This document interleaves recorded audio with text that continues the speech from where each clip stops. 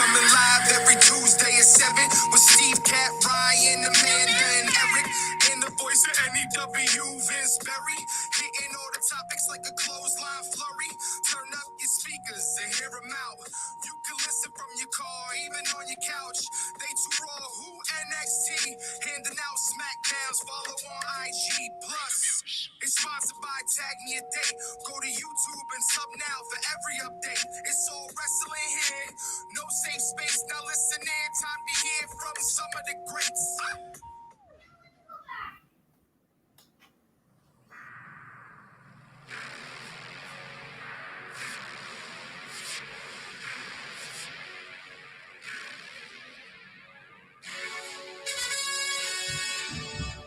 The reason I play this music, if you're a fan of independent wrestling from the early 2000s through about 2007 or 2008, That sounds about right. that this music used to mean that Bryan Danielson was coming out. Yep. And this week on the War Report, we will discuss the potential of one Bryan Danielson coming out potentially to this music on Sunday at AEW's All Out pay-per-view. Welcome to the War Report podcast, everybody. My name is Vince. I'll be your host for this evening. I'm joined by Kat. I would be joined by Steve, but he's working. Everyone else is not here, but that's fine. It works better with two people than one person. I'd much rather do this with a co-host. I promise it was only that one time. Let's hope the power doesn't go out again this time. Oh, geez. Yeah, no tornadoes? Yeah, right? That wasn't even the same night as the tornado, man. Oh, that was a different night. It was a totally different night, man. I don't know. Maybe this move wasn't as smart as I thought. You're cursed. Other than that, I think it's been going well, right? Yeah, no kids getting in trouble every other day. Typical. They're giving them a run for their money. Oh yeah, I'm sure there's like you moving down south, like after school is over, at least one teacher goes back. Those northern kids are up to it again today. Okay, no joke. You know this because you are from Connecticut. You know the thing. If someone ma'ams you, says ma'am to you or sir to you, doesn't always mean the nice connotation that it means down here in the South. It's a totally different ballgame.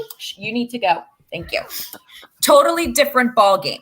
Yes. The one that you just saw. When she's in school, she sat on her actual desk, not in the chair. She sat on the desk. Teacher goes, "No, ma'am, we don't sit there. We sit in the chair." My kids know you're not allowed to get ma'amed. My name is not ma'am. My name is Gabriella. Oh, I feel like she got in trouble for that one. Oh, yeah. Oh, my God. Had a big old red dot coming home that day on the color chart. And literally says, bummer. You had a bummer day. Wow. She ma'amed back a teacher in the South. You don't re-ma'am a teacher. No. Wow.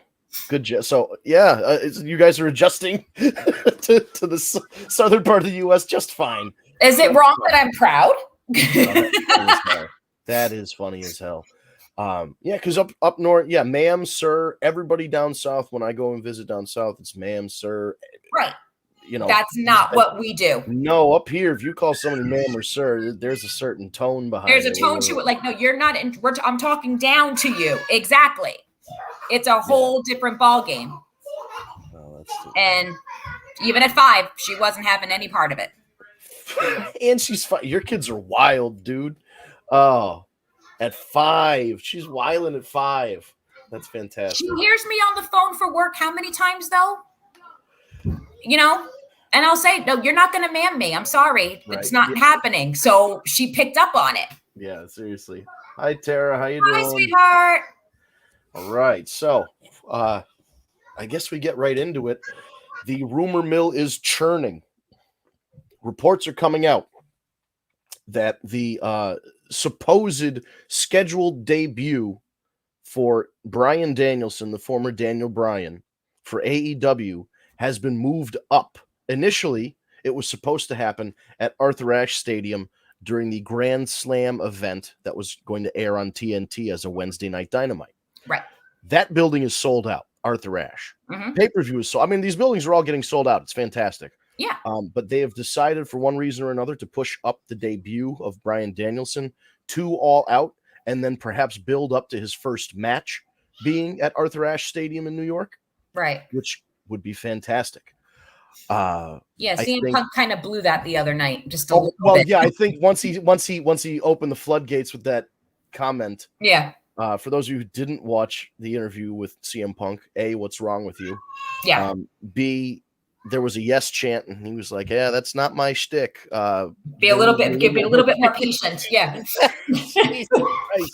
Just gave it, and then the crowd just erupted.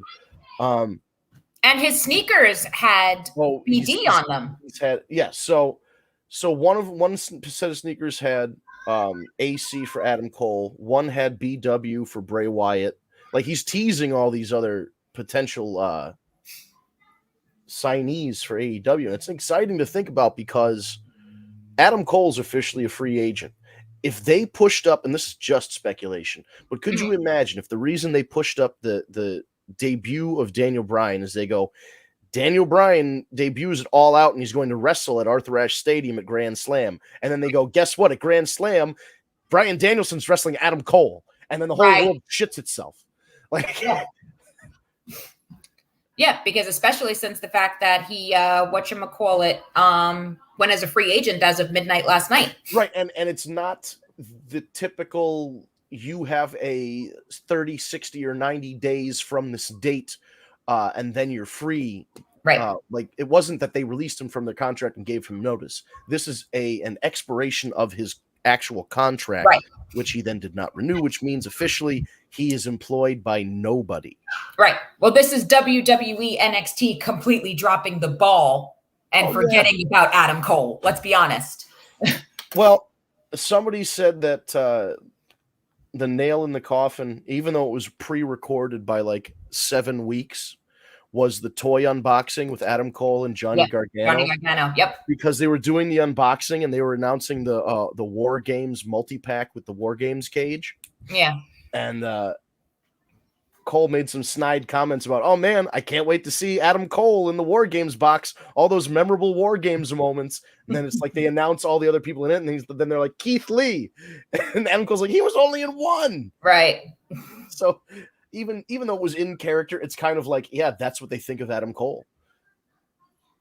And that's ridiculous. Yeah, absolutely. So if they although I wasn't on last week, I will say, especially since I won the NXT pick'em, by the way. Yes, you did. Doing a little Barry Horowitz here.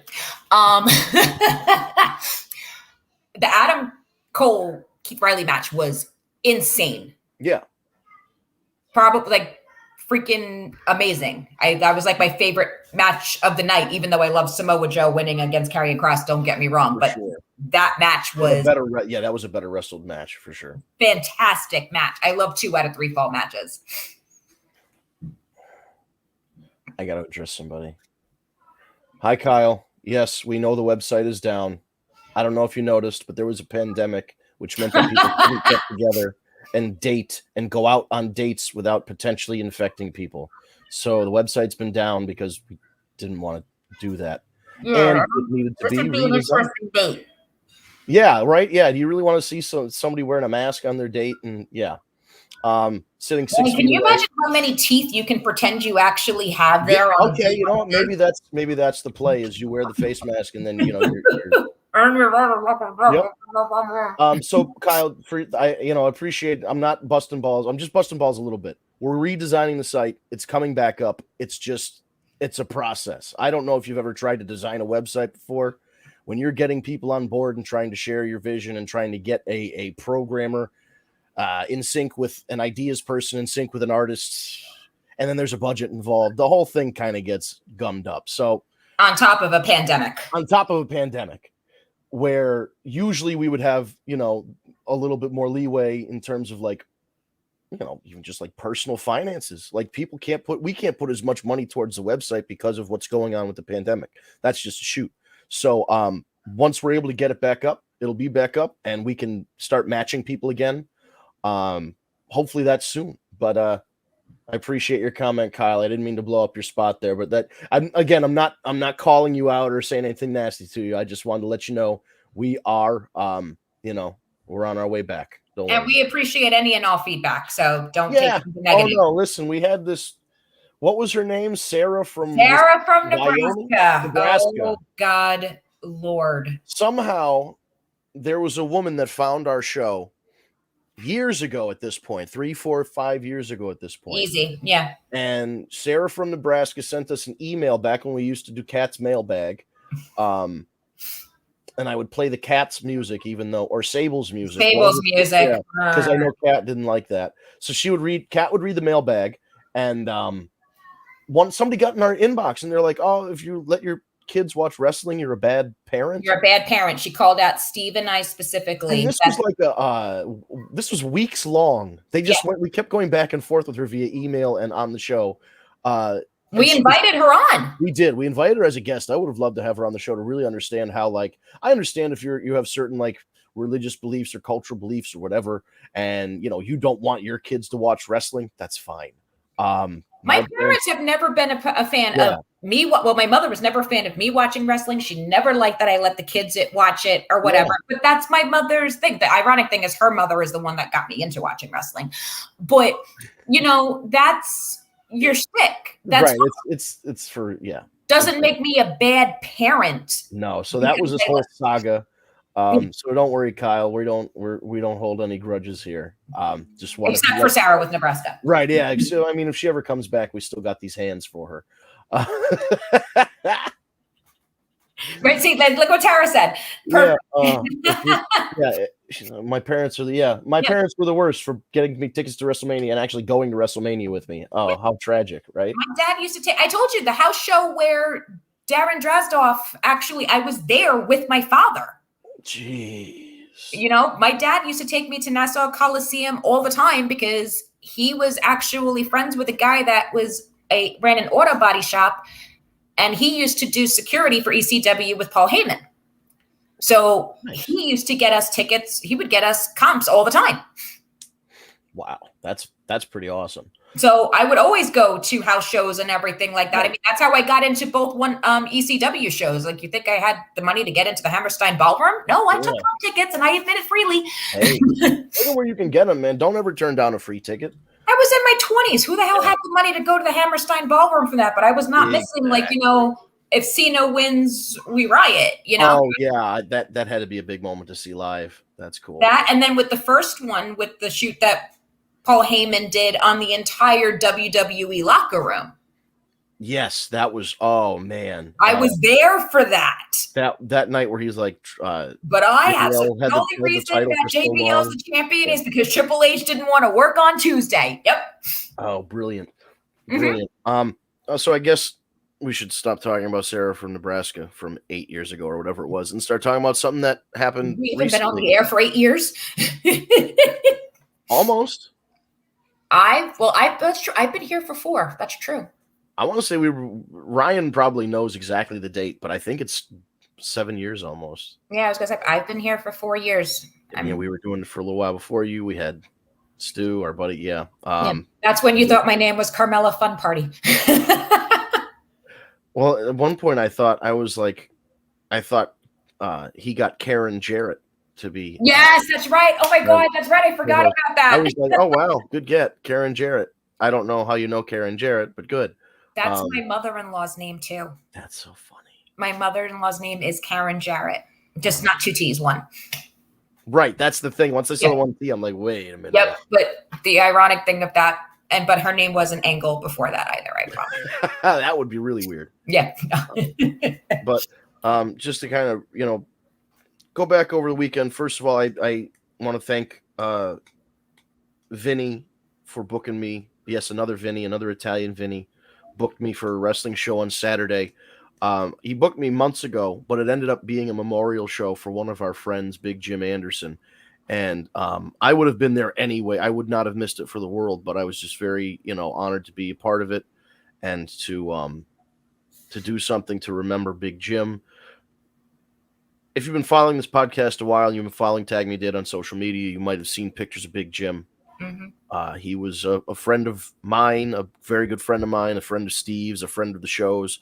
He was a friend of like literally everybody he encountered. He was just that kind of a guy where he would talk to you and really want to get to know you and really want to, you know, if things were going on, he wanted to check in with you and see how you were doing. And it was just a very positive person who we lost last week on the 24th.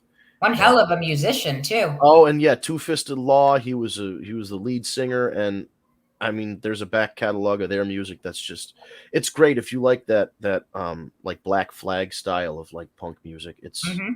It's great, and he was a great guy. And 42 was way too young to pass away, and it's a real loss. So I'm just, you know, I was happy to be there at 2TW this weekend for their first show, and everybody there had worked with Jim previously and known him, and it was nice to see people I hadn't seen in several years. And you know, one of his the mother of his child was there. She wrestled.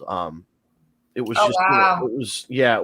It was nice that everybody got together to remember him. It was emotional, and it was, you know, it was a very nice night, but it was also difficult. So yeah, for those of you who are wrestling fans, independent wrestling fans, you might have seen him work throughout the Northeast, stretching, you know, all the way out to even Ohio, you know, and the upper Midwest there. Spent a lot of time, I think, in Rockstar Wrestling out in Ohio. And yeah, just, it's a tragedy. 42 is too young. So it sucks whenever we lose anybody in this business. And then, but it's young. It right. Yeah. Especially, you know, like I said, 42, when I know, you know, he before he even started wrestling, Big Jim was driving a box truck. I don't know if he was working as a handyman. I don't know if he was delivering, but he was driving a box truck. And on noon one day, lunchtime, a woman got drunk and got into like a big Buick and was drunk driving and rear-ended this box truck to the point where the back hatch of the box truck was smushed up to the rear of his headrest. That's how hard she hit the vehicle. The next morning he woke up and he's like, my neck kind of hurts. So he went to the hospital and they said, you broke 3 vertebrae in your neck. And the only reason you're walking right now is because you work out so much. The muscles, your neck muscles, are keeping the bones in place. If your muscles relaxed or you didn't have the muscle, you would be paralyzed right now. So holy shit. They immediately got him into surgery, repaired it. He did rehab and all this stuff, and he had a scar like this big on the back of his neck. And then in his 30s decides, after this happened in his 20s, in his 30s decides to start becoming a professional wrestler. Like, what the fuck? Like, just, that's the kind of guy he was. He wasn't taking no for an answer. He wasn't saying like, hey, I can't wrestle because of my neck or whatever. He went out and did it. And, you know, more power to him. And he just, more power to him, yeah. He loved it. We loved him. And I'll miss him. I'll miss Jim. So, yeah, you know, thank you guys for, you know, the people that came on. There were a couple shows actually, which was nice to see. There was a PAPW show in Southern Connecticut as well that did a show in honor of Jim. So it was nice to see there were a couple, and one in New York. There was a Pro Wrestling Hall of Fame event, and then they did some matches in honor of him. And so that's just nice to know that he's being remembered, even though, you know, he wasn't Ric Flair, he wasn't Ricky Steamboat, but, you know, he was our friend and he was a big deal to us. And we want to give him the send-off that any wrestler, any one of the Brotherhood deserves. And that's the show in your honor and the 10 bell and everything. And we gave it to him 10 times over. So, but to move on to lighter subjects, Kat, you're going to have to fill me in on some SmackDown, some Raw. I saw something about Nia Jax. I saw the clip. I didn't watch the whole thing. The only thing I know about Raw is that Nia Jax and Charlotte either had a shoot or a work shoot. Either way, it was like a bullshit, sloppy, terrible match. If it was a work they did a really good job of it being a work. And I don't think Nia's that talented to make a work look like that. No offense to Nia. But she basically just dropped Charlotte on her fucking head. She dropped her multiple times. There was one that looked like a power bomb almost, but the she power bomb was extra. the finish. The power bomb was the finish. She Samoa dropped her over her head and landed in the ring. So when Charlotte got up, oh my God, Flair chopped her and Nia didn't sell it. Then she slapped her in the face. Nia didn't sell it. So she popped one back at her, and Nia then you're literally like, then it starts look like Beulah McGillicuddy and Francine because they're just literally slapping each other. Then she goes to go to the ring post, and I'm still not even if this was a work again, it was a good one because Charlotte Flair looked like she was out cold hitting the turnbuckle. Then comes the sloppy power bomb. But when Nia pins her, still haven't figured out what she said after we played it a couple of times, but you can see Charlotte Flair mouthing something, and she is furious. Wonderful. Charlotte is mouthing something in the pin, like. So what I'm trying to figure out was people were talking online about how last week they had Alexa and Lily interact with Charlotte. And that this week they seemed to start a Charlotte and Nia Jax feud. Correct. Does that mean now are they dropping the Alexa thing to go with Nia? Now that this happened with Nia, are they going to drop Nia and go back to Alexa? I don't know. Nia Jax was all over last night because she was also at ringside when Shayna Baszler took on Rhea Ripley. And Rhea Ripley got a roll up on Shayna Baszler. Yeah. Nia Jax beats the crap out of Nikki ASH or Molly Holly 2.0, whatever the hell you want to call her outside the ring. And then she beats the living daylights out of Rhea in the ring. Shayna's sitting on the apron all bent out of shape because of the Nia Jax distraction with Nikki ASH that cost her the match. So like Nia Jax was like the dominant female of last night all over the screen. Not sure why. And in new gear. Yes, new gear, which does look better. It does look better. It does look better. I was like, that was a better outfit because we don't have Super Shredder going on. Right, yeah, like it's a very good decision. It was a great decision on that. But the rebranding of her, so to speak, like maybe this was, if it's supposed to be a work to show her like she's this dominant monster. Yeah. It didn't work. You satchel ass. It didn't work because of how sloppy the match ended up being. Oh man. Because let's just put it this way, the most talk about that's going on today now because of it is what she did to Becky, what she did to Bayley, what she did to Alexa, what she did to Nikki. Yeah, it's the greatest hits. They just keep going down the list now of who she literally legitimately hurt because of what last night looked like. And like I said, Charlotte could have easily gotten a concussion last night after that shit. Oh yeah, easy. Especially when you get dumped on your head. Like, because here's the thing, there was like a point on that power bomb. Yep. Her leg was straight down. Yep. Yeah, and that was just super scary because one leg is up here, the other one's flat like this, and you almost saw Nia give a little extra, like an over rotation on it, and like that's almost like you're doing it on purpose because you should know, like Kevin Nash would just drop you. Right. Because he knew if he would drop you because if you over rotate, you land on your fucking head.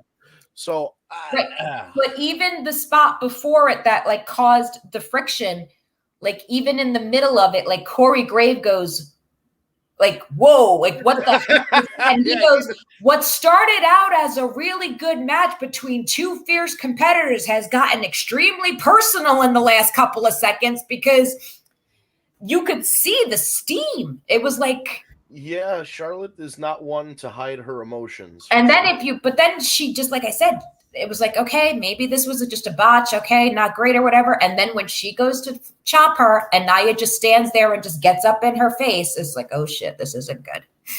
I'm really waiting, like honestly, and this is going to sound so funny, but I'm waiting for, and I know they love her over there and they might not let her go, but if Charlotte jumps ship to go with Andrade and Ric Flair to AEW, and they start calling her like Carolina, Like, I would love it. I feel like that would be the ultimate. You know what the other interesting thing was that pissed Nia off because and Kari Sane too. Eric just brought that up. Kari Sane too was another one that she gave the concussion and split her head open. Yes, I was just gonna say, I wonder how Charlotte feels about this after dumping fucking Kairi Sane, like smacking her on the face and giving her a power bomb after the girl was already concussed. So Nia runs Charlotte to the turnbuckle, and we never really see her do this, but she pulled the Ric Flair. She went into the turnbuckle, flipped over it to the rope on the other side or whatever. Right. I love that little. Didn't get clotheslined and fall over, but she did that part. You see a little running bumpy to do. But Nia stopped dead in her tracks, like had no idea, like just stopped. And then at one point, Charlotte ran the ropes and went back over, and she just stopped running in the middle of it and just crashed right into Nia Jax. And they're both like, "What the like?" And this audience went dead. Well, yeah, because when the communication between the two performers breaks down, and one doesn't know what the other's doing. It's not as fluid. You start to see the cracks in the performance, the seams, and it's just like, but they were screaming at each other. Like, but then, that kind of adds an extra layer of intrigue to it now, where it's like, well, and this is what happened with Becky. Becky got popped for real by Nia and had her nose completely smeared across her face. Mm-hmm. And that was like the catalyst of Becky getting really over. Mm-hmm. So, maybe they're going to use this as like fodder for like, but Nia's a contender because she can do this. Becky didn't lose character. Becky stayed Becky, the character the whole time, no matter how injured she was. You could, like I said, if this was a work, I've never seen this brilliant of work then from either one of them. Yeah, so I guess we'll follow. I guess we'll see what hashes out. We gotta play it. At some point, watch it. I mean, it's only a 7-minute match. It's not like it was a 20-minute. I watched clips. I just didn't watch the whole thing. I guess. But if you watch it in succession, it was interesting to say the least. Yeah. And that's the sad thing that's the most talked about thing. Well, I was going to ask, would anything else really happen on Raw? I know there was a U.S. Open title open challenge. Correct, and Damian Priest won it. It had Drew McIntyre, Bobby Lashley, and Sheamus in it. Oh, Bobby Lashley is a world champion, so he wouldn't be in the match. No, he was. He accepted the open challenge. Bobby Lashley and MVP also competed for the tag team titles against RK Bro last night. Oh, my word. All right. Well, never mind. I'm wrong. And Matt Riddle took a pinned MVP. Bobby Lashley then came to go beat up Matt Riddle. And I'm sorry, Riddle. We're not allowed to call him Matt Riddle anymore. Right. Riddle me this, riddle me that. And then Bobby Lashley then took an RKO from Randy Orton. So now is Randy Orton going to be in the title hunt? Wonderful. Let's see. Karrion Kross.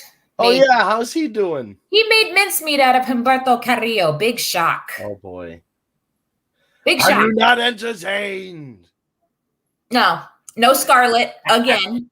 I think he's the 5th member of the Village People now in that outfit. Oh, my God. Yeah, he looks like Low Rent Demolition, Bad Mad Max. I don't know. Like, here comes the axe. Yeah, it just, I don't know. It doesn't. I don't know what it is. I don't know. What the problem is it's not intimidating. No. Like, I could see, because he is Greek. He's got a lot of Greek tattoos. And he wears, like, the Greek, like, the Spartan kind of frat and all that shit. But to make him a whole gladiator, I don't know. Like, I understand the vision. There's just a better way to do that. It doesn't look like Gladiator, though. It looks like the next, Anthony Hopkins' Silence of the Land mask, just done. Yeah, it's definitely. I like that, Tara. Tara says he's the 3rd Viking Raider. Really close. I mean, it's not a good look. I mean, just look at what they did. They took all of his presentation away. Mm-hmm. It used to be this big deal. Like, the entrance was all part of it, the way the music was, and it was black and white, and there was the smoke, and it filled the arena, and then all of a sudden you have the blah, blah, blah, and the fucking girl comes out and lip syncs the words, and she's like orgasming and like all this weird shit, and like it's all gone. It's all gone. For the record, the person chanting, we want Steve is my fucking husband. Wow. He's selling you out right now. Wow. He doesn't realize that just because he doesn't post it on here anonymously that I could still freaking find out who it is. Now I hear him chuckling. Well, we want Steve here too because I'm sure he has a lot to complain about, which is usually why I like stirring him up and getting him riled up and letting him go. Oh, well, then we could talk about freaking Dewdrop and Eva Marie. Oh, I still think that maybe Dewdrop should team up with Drew, so she could call herself Drew Drop. Okay, so now my husband is really trying to piss me off because he knows I hate when he says that. Oops. Yes, that is like my biggest pet peeve ever when he freaking says that. Red rum. Oh, man. I will not be in the middle of a domestic dispute tonight. It's all right. He enjoys the couch. It's all right. So Dewdrop comes out and she's like, "Donkey, I want to beat Eva Marie." I don't know what she's. So she jumped Eva Marie before the match in the ring, pinned Eva Marie herself. The referee didn't have to do anything. Right. Then Eva Marie, of course, is injured. And they call the match. So, and the winner of this match, the loser of this match is Eva Marie. Bullcrap. Then she tweets, Dewdrop ruined the opportunity of me to show off my shooting press. Unless it's her shooting herself in the fucking face, I don't care. I know, right? Can you? I just don't. I've failed to see, even at the beginning when she was like young and hot, and now she's kind of like, I don't know. She's 30s hot. She's still hot, but it's not like, I don't know. The Botox ain't working. That's what I'm saying. There's no, because here's the problem. You remember, what was the movie where the girl with the big teeth, Erin Brockovich? Julia Roberts, the girl with the big teeth.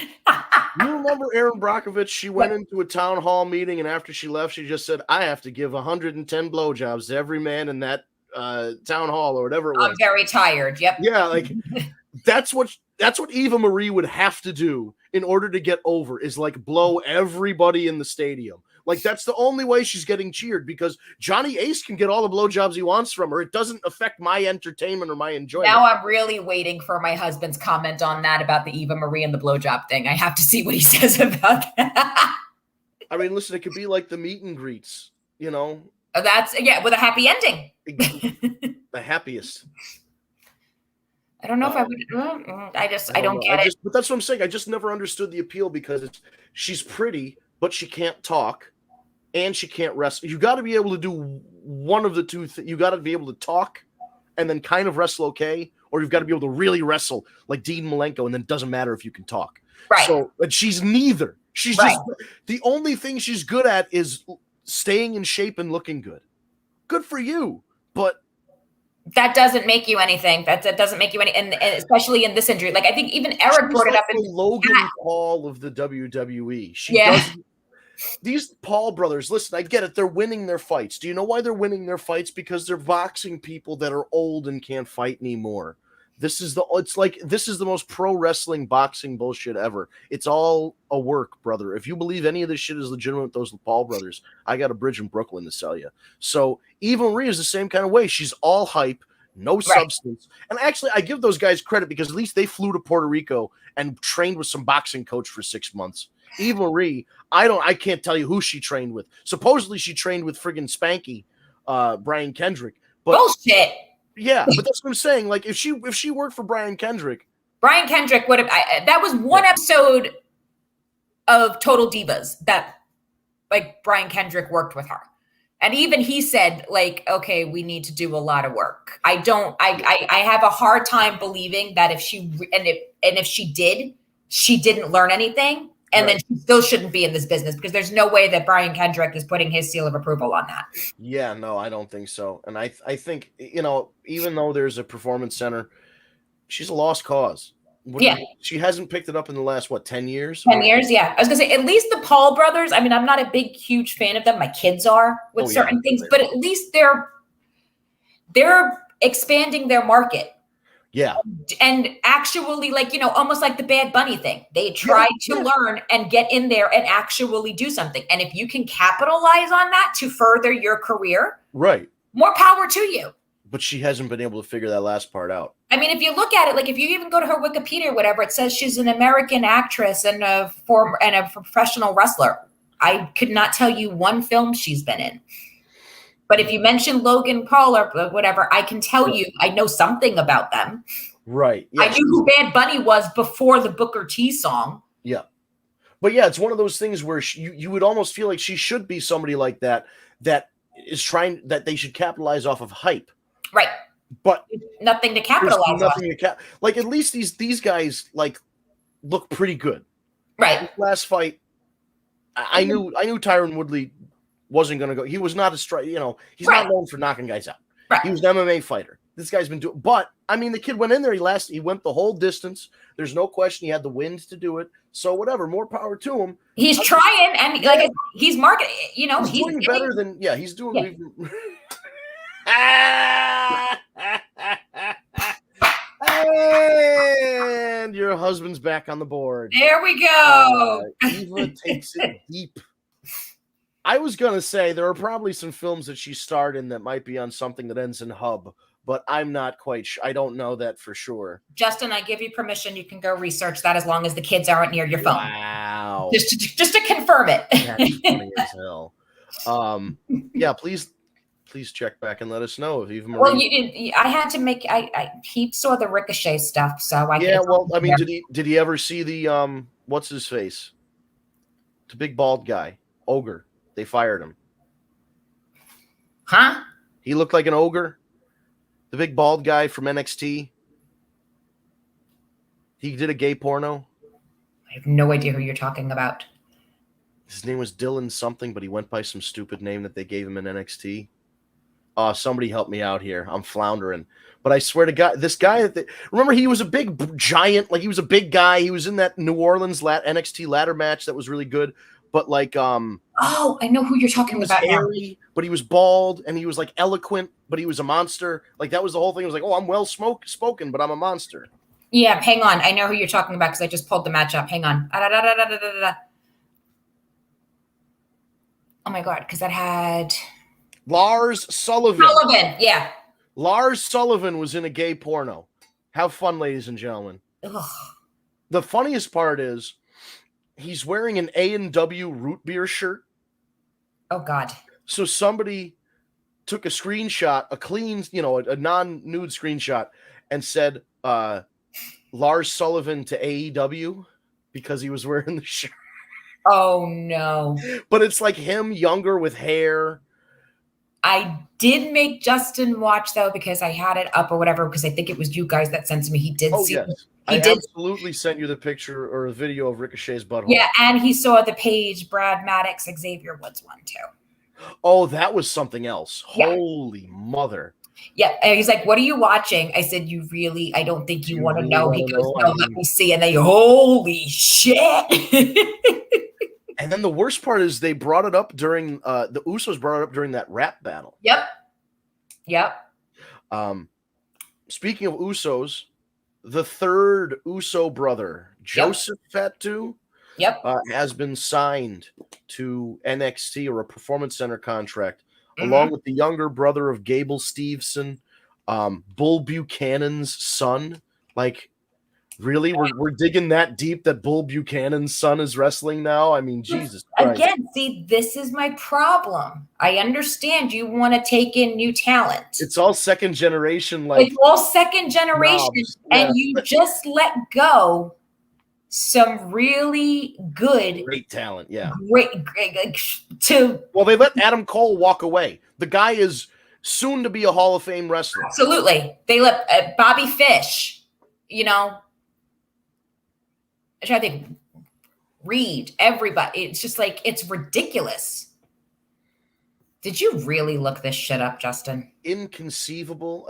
So even apparently there's a movie called Inconceivable in 2017. Not completed, no release date, must have sucked real bad. Yes. 2020, Hard Kill. Hard Kill sounds like a movie from the 80s that you'd rent on VHS. I think it was Hard Target that was with Jean-Claude Van Damme. Uh-huh. How does it feel to be hunted? That was actually a really good movie. I'm always up for a Van Damme movie. That's the one where they were hunting the veterans. Jeez. They paid the bounty hunters to actually kill homeless veterans. I might watch that tonight now that I remember it. That was a good one. Something to watch. She was looking for who killed her father, because the millionaire was literally, these people were paying to actively hunt veterans. All right, everybody, we're gonna watch that movie later and then comment and tell us what you thought of it. That's wow, blast from the past. So yes, Eva Marie has been in 2 movies, and one of them were released and one didn't, and neither of them were a hit. And who knows what that makes you an American actress. Great. Yes, apparently so. And that makes you like a role model. I mean, yeah, I don't care for that. No, I don't think I dislike it. What's going on SmackDown? Is Paul Heyman? All signs lead to point out Paul Heyman getting whacked like the friggin' guy at the toll booth in Godfather. Is that not a great new shirt? Have you seen that shirt? Yes, the shirt is great. It's got the Bloodline and Heyman on there. Yep. With all their titles and a stack of money in front of them, and they're sitting at like a big desk, like a mob boss, and their family. But the promo. So originally, when they went to interview Paul outside Roman Reigns' locker room, asking him, "Who do you stand with, Brock Lesnar or Roman?" He goes, "I stand by my tribal chief." Now, if excuse me, I have to go have a consultation with him or whatever. Mm-hmm. The door was locked. Paul Heyman was not allowed in. So that continued throughout the night. And then obviously when he comes out there and everything, he's standing by him and everything. We got no Brock Lesnar. Shocker. Sable must have wanted something Cloud. But the fields. Yeah, of course. Their farm. Yeah, exactly. Maybe someone had homework. I don't know.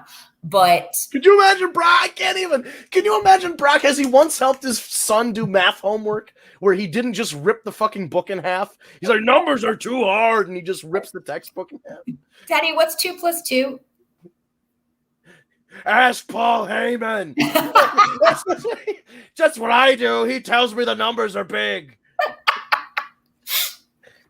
That would be really bad on a paycheck then if he has to do that. I would love it. Brock Lesnar's at a school board meeting. He's like, Common Core, too hard. Paul, say something stupid about Common Core. Oh my God. So between him doing that and me doing like my Harper Valley PTA. Okay, we're done. I can't imagine Brock Lesnar helping his son with his homework. That's all I'm saying. No, I can't either. But we got no Brock. We got Finn Balor. And Finn Balor, but he's not challenging at a pay-per-view. He's challenging just like next week on SmackDown for some reason. Yeah, I don't get it. Yeah, usually you want to build up those pay-per-view moments or those title matches for a big whatever and give it a couple weeks. Just a little bit. Yeah. Apparently not happening. No, I suppose not. It's very strange. What else happened?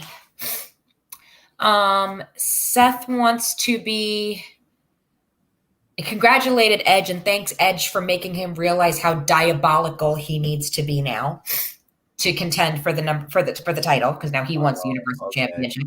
Right. Edge wants the Universal Championship. So now this is all going into a thing. Oh, and we had the return of the man. Oh, yeah, Becky. So Becky is back. What happened? I'm more curious about that than anything else. How was the reaction to her? Was anything like piped in? Like, what are we looking at here? She got a huge pop from the fans, said she missed everybody. And if anyone is surprised by her actions on Sunday, I'm sorry, because SummerSlam was on Saturday. You obviously didn't know her.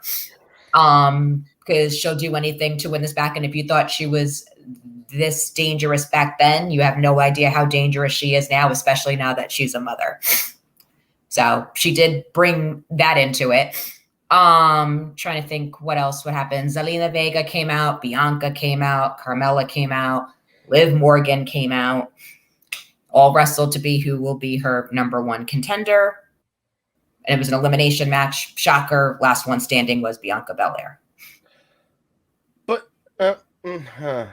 if Bianca's going to be challenging her for the title, then why do we have to have the finish that we had? You could have just built it up for a fucking month and then had it at a pay-per-view. I know. What in the fuck? They could have done a 20, 30-minute long, match. And Becky didn't have to win. They didn't even have to have that 28-second match. Becky could have just came out and said, I'm coming for you at the next pay-per-view. You better be ready. And then built to the pay-per-view. Rather than making Bianca lose, which already puts her on her back foot, so she has to win another match to get back into a title contention for a title. Because of this whole contender bullshit. I don't understand why these contender matches. It's odd. But the one thing I didn't get to talk about when we reviewed SummerSlam, which is so funny, is you could tell this whole thing was a legit shoot surprise, and they didn't tell anybody in the ring because they announced Becky. And Bianca looks so excited. She's like, oh my God, Becky Lynch is here. She's clapping and all this other stuff. She seemed really happy. And then, you see the referee go over and talk to her. And then she gets the Sasha Banks lose face immediately. Yep. Wait, I'm dropping. Yeah. And you could just tell. She went from super happy to oh, son of a bitch. And then. I know we always say that things have always get redone in this industry. Okay, we've done this 100 times. It's been done before. What the heck did that just say? Yeah, there's my husband again. Never mind. I know you can't even. I don't even think we're allowed to put that one. We can't. Sorry, Justin. That one's gonna have to stay. That's what stay in the comments. Yeah, that one you can look on Facebook and see what it says. We're not putting that one up. In the comments, we can't. Someone finally posted something that we can't say. He's not far off, but it's just a little spicy for the last 10 minutes of the show. If it had been in the first 10 seconds, we would have been okay. I know, right? We might have talked about it for another 20 minutes, but no. But it happens. What was it? If they had done, first off, I still think it's absolutely absurd that Sasha Banks, if they knew 8 days ahead of time that she wasn't going to be competing, that they kept booking this match. When the Honky Tonk Man, Brutus the Barber Beefcake thing happened at SummerSlam, we knew Brutus was out. It was supposed to be a mystery opponent. And then in that mystery opponent, when it was a 26-second squash, it was awesome because it was holy crap. But there was a heel involved that lost. Right. Yeah. It was somebody who you were waiting for to get their comeuppance because it was a guy like the Honky Tonk Man who'd held the title for 1,000 days or whatever it was. You were so ready to see him lose. Right. And you picked the next biggest name besides you were getting ready to make the world champion and build to the eventual Hulk Hogan match. That was the way to do it. Right. You can't just take the momentum of your brand new, I hate to get too much into the backstage reasons of why Bianca Belair as a young African-American female is a really good face of your company and a good person to have for branding and for public relations and to show that it's not just a good old boys network and people of color and women can advance in the company and become main eventers. They had all this set up on a silver platter for them and it's just nope, fuck it. She's got to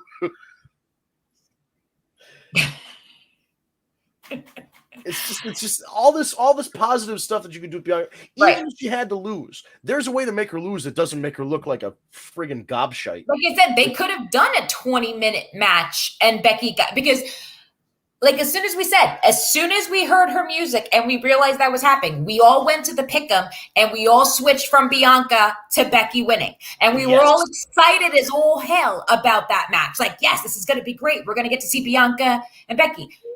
None of us knew in that 5 minutes that was going to freaking happen, that it was going to be and that. Just the tone, how excited we were, it changed immediately. Our reaction in the group chat was immediate as soon as Becky hit that rock bottom thing and pinned her. We're just what the hell happened? Fuck just happened. Yep. Yeah, and the crowd there reacted the same way. They were happy to see her and happy. They're kind of happy she won, but also not happy because they like Bianca. They were what the hell just happened? Yeah. They blew it. They completely blew it. But then again, I think the reaction Friday was the same way, that even though we don't, like I said, I'm still pissed about what happened to Bianca Belair. I don't get it. And that's why I think they're putting her in that rematch spot, because they have to answer now to the fans. Mm-hmm. But At the same token, one, it's not Becky's fault. Right. And two, you love Becky Lynch because the last time they tried to heal her up and make her this villain, it didn't work. The fans fucking loved her. And they're saying that Becky wants to do it. And this is a lot like Stone Cold after his big babyface run. He wanted to turn heel. Yep. And then the second he turned heel, even though creatively, Stone Cold Steve Austin as the two-man power trip, Stone Cold Steve Austin actually teaming with Vince McMahon with Kurt Angle in a little tiny fucking hat and the cowboy, and the guitar. Like, all that shit was brilliant. Yep. But as soon as Stone Cold turned heel, the business fucking tanked for a decade. For like at least that was the time WCW went out of business, and then the next week Stone Cold Steve Austin turned heel and aligned himself with Vince McMahon, and then the business went sour for 20 years until AEW came back. Yep. Like, that was the biggest. It was because there was no one else. The Rock was gone. Stone Cold was like your last big babyface. I guess they made Kurt Angle and they had him ready, but it wasn't. Nobody could fill the shoes of big babyface Steve Austin as soon as he turns heel. That was just a huge void to fill, and they didn't have a contingency plan. Right. And we're kind of seeing it play out again. History repeats itself. This shit ain't hard to figure out. There's a whole network to show us what happened when you do this shit. That you hit the nail right on the head is AEW seems to always be ready for that contingency plan or that backup. If something doesn't go right or haywire, we got it. Yeah, but that's the thing. They've got Moxley was one, Cody was the other. They have like 4 guys that have gone off for paternity leave, and they found a way to write them off in storyline that makes sense, and then get them back in a way that makes sense. Yep. It's not hard to figure out. Wrestling, it really is easy. It's human stories within the context of sports, and they stray so far away from that in the WWE. And cater to the fans because guess what? They're the ones that make you the money. Yeah. But I mean, it's just so strange to see that. And even though, listen, we're saying all of this, Raw did 1.9 million viewers last night. On Friday, SmackDown did like 2.25 million. They're not going away. They're not going out of business. Okay. But let's put it this way. Why do you think 1.9 million people tried tuned in on Friday night? For 2 reasons. Brock Lesnar and Becky Lynch. That's the 2 reasons they tuned in. I'm not sure why that many viewers turned in last night, to be honest with you. I mean, it was a decent show, but I wonder. The numbers last night, what were they thinking that? Oh, yeah, because of Goldberg's freaking Goldberg. Yeah, maybe that's it. So, shit. But who cares? I can't be brought to care about the main event scene of Raw when it's Bobby Lashley and Goldberg. No knock on Bobby Lashley, but like Bobby Lashley needs an opponent that's younger than him. Bobby Lashley needs to be facing Keith Lee, period. Who's what? You skipped out a little bit. I said Bobby Lashley needs to be facing Keith Lee, period. Oh, yeah. So there's the speculation. I guess we'll get into this with the last like 6 or 7 minutes we have. The speculation is that Keith Lee is going to be a heel now, and he's been working heel on like dark matches and house shows and stuff. That's so stupid. It really, like, again, this is a guy that's a big baby face. There's nothing that screams heel. He's like a big teddy bear, lovable guy. He's got a baritone voice that women like. He can sing. He can rap. How do you, again, same thing with Adam Cole. How do you fuck this up? Yep. Because it's an NXT wrestler. Because it's an NXT wrestler and Vince McMahon had nothing to do with it. So we can't say what Justin said about Vince McMahon. That's fine. But I'll say it because it's not his baby. Right. And he has nothing to do with it. So it can't work. And that sucks that for the most part, and even like the Daniel Bryan thing was begrudging. He didn't have much of a choice in that situation. He didn't want to do it. I know. I even remember being there at WrestleMania in New Orleans that day, texting with somebody who was talking to someone backstage, and they're like, "Yeah, we don't. Nobody in the room got it. They're like, we don't get this Daniel Bryan thing. We think that they're like, this is going to be over in a couple months. It's like, we don't just, they expected to fizzle out. They had the backstage attitude to Daniel Bryan's stardom at that point was they didn't get it.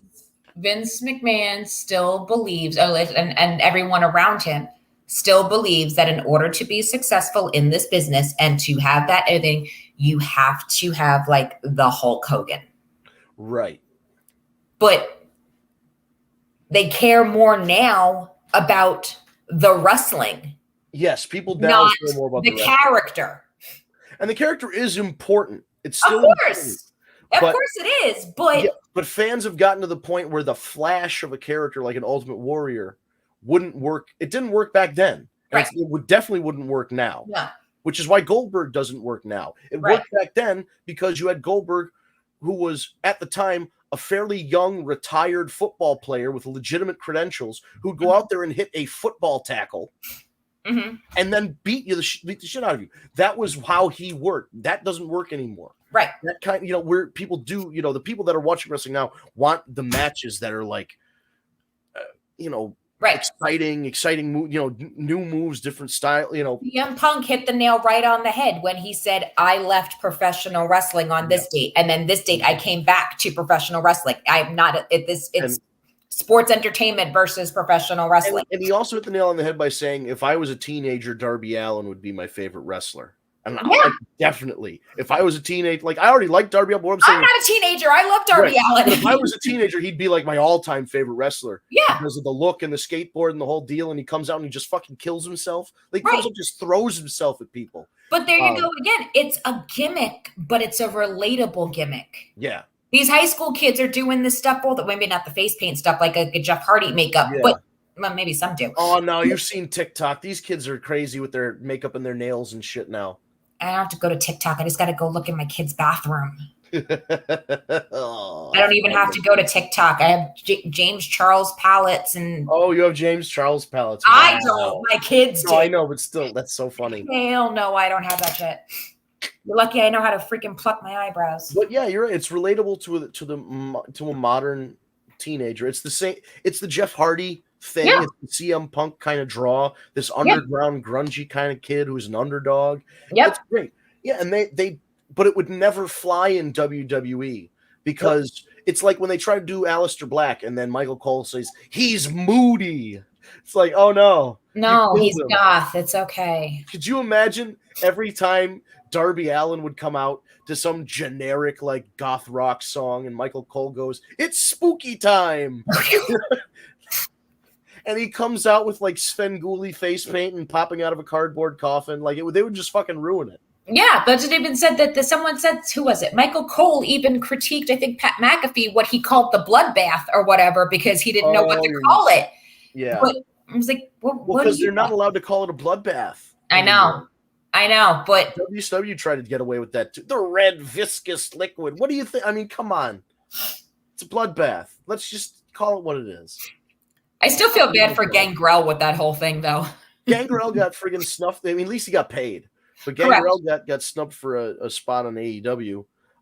Kenny Omega still tied it all back in, though, because during his promo with Christian, he went up to him and goes, you think you know me? You think you know me? But the good thing is that David Heath was even like, you know what? That was a freaking cool entrance. It was great to see it. So he wasn't mad. I think there's a spot for Gangrel anyway. I think whenever he's a legend, you could have him do anything with anybody spooky and just have him come in. Or him and Christian at any other time would be fine, except for the day after Edge does that. So there's a chance they could pull that back out when they want to. Anything else we got? We're at the top of the hour here. I think we pretty much cover everything. I think we got through everything. Like I said, I mean, this is just me, but the Goldberg Bobby Lashley thing doesn't need to even nothing discuss. Really. Nothing really. There is a rumor that Pat McAfee will be returning this weekend. Yes. Pat McAfee's been out due to coronavirus. He is vaccinated, but still got sick. Self-quarantine. I listened to his podcast this morning and he was saying that he was feeling a lot better and was hoping to return this week, and he was going to be talking with Mr. Bella. So, oh, nice. That's cool. I can't call him Johnny Ace. I can't call him People Power John. I just call him Mr. Bella because we all know that Kathy Laurinaitis probably wears the pants. Definitely. That's great to hear that he's coming back, that he's on the mend. That can be a very serious situation. And that's got to be really interesting. I didn't even think of that. What's that? Bryan Danielson. Yeah. Going to AEW. Yeah. The Bella Twins are the WWE Hall of Fame, and total, that just totally It's gotta be awkward at Thanksgiving, right? Yeah, well, Total Bellas is going to be pretty much over now too, because you can't have him being on Total Bellas and be working for AEW. It wasn't supposed to be. Oh, okay. But it might be now. I mean, listen, not to be that guy, but all this shit also messes up, down. This is true too. Yeah, they fired Breeze, and then Adam Cole's gone, and I know Breeze is still on there now, but that's. But I'm trying to think though, because it was supposed to be renewed for another season. Yeah. How do you film this when she says, "Oh well, Brian's on the road"? What? Oh yeah, but maybe maybe they can show his AEW career the same way they showed his WWE career on a WWE network production show. See, I don't know. That's what I'm saying. Would they be willing to do that, or would they just write them off and have it just be the sisters and the kids? But then the kids can't talk about daddy. Right. Yeah. Can't mention her. Bird, don't mention your dad. He doesn't exist. What? Yeah, I don't know. I mean, I don't watch Total Bellas, but that throws a whole wrench. The last episode I watched was the one right after they both had after they each had the boys, but they were supposed to go back into filming after once the pandemic lightened up, so. Right. Wow, that might not happen now. No, they're saying it was on June 11th, 2020. The series was renewed for a 6th season, which premiered November 12th, 2020. And then last episode aired January 28th, 2021. Mm-hmm. Is that it? Maybe they just that's what I'm saying, but it wasn't supposed to be the series finale. It was only supposed to be the season finale. It was supposed to be scheduled for filming this summer for a new season to come up because it normally debuts in November. So it should have been in filming or production now. Wow. So yeah, they probably fucked it all up. Yeah, I just totally thought of that when I said Mr. Bella. I'm like, oh wait. Yeah, that's over now. Over and done. Your stepfather-in-law, hey, how's it going? That Thanksgiving's gonna suck. I know, right? That's gotta be awkward. Dan Bryan's gonna be like, and AEW paid for this vegan turkey. Dad.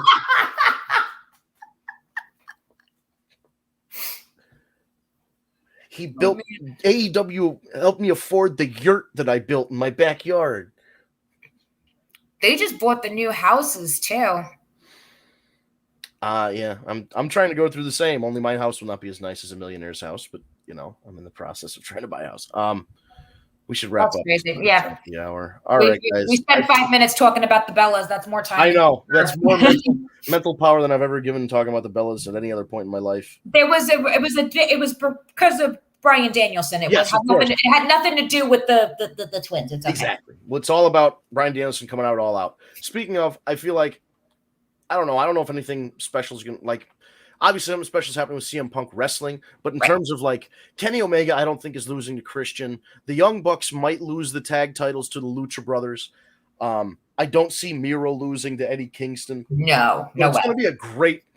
The thing is, at some point, if you don't, knowing AEW, you can kind of see where storylines are going. So you're okay with people losing because you know that the storyline's there's going to be something down the road where they get over. It's going to continue. Exactly. Right. So I have no problem with Eddie Kingston losing because I know he's going to get it back somewhere, and he is going to win the title in AEW, and it's all going to be worth it.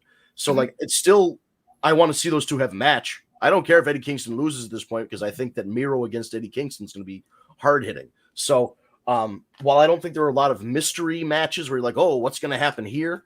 Not a lot of intrigue. I'm just looking forward to the match quality because I think that is stacked up. Right. And that's the difference between WWE and AEW. With the way that the matches are stacked up, you're excited to see the matches regardless of if you know plot or whatever. Right. WWE right now, if it doesn't have the surprise factor, you're not grabbed to the shows. Nope. You're right.